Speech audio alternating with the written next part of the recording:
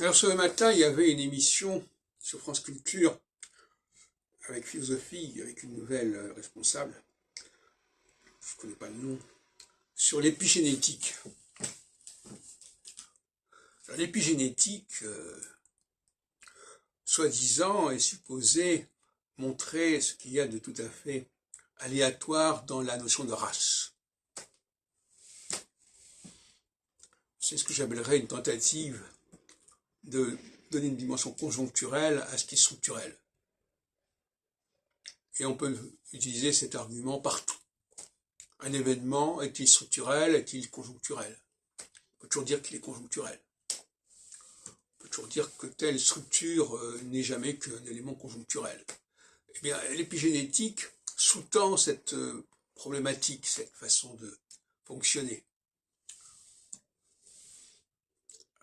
J'ai trouvé que l'émission n'était pas conduite avec suffisamment de rigueur et qu'il y avait une idéologie sous-jacente qui était assez pénible à entendre.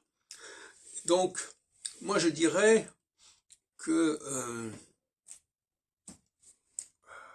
la question des races, par exemple, est structurelle.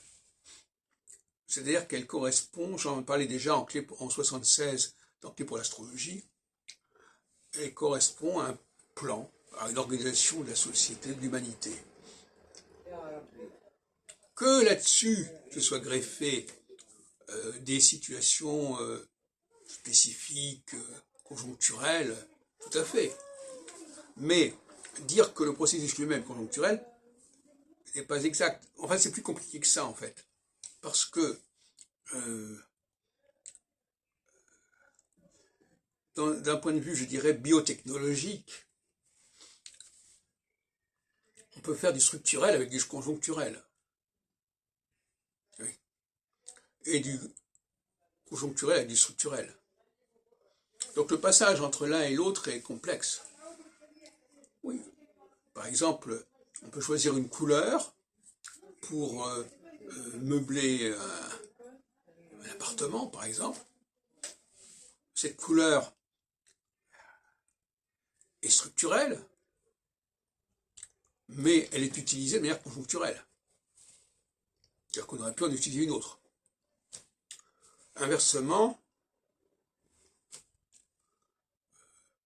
le fait qu'il y ait eu cette couleur, ça peut avoir induit un certain nombre de situations, de climat, enfin peu importe.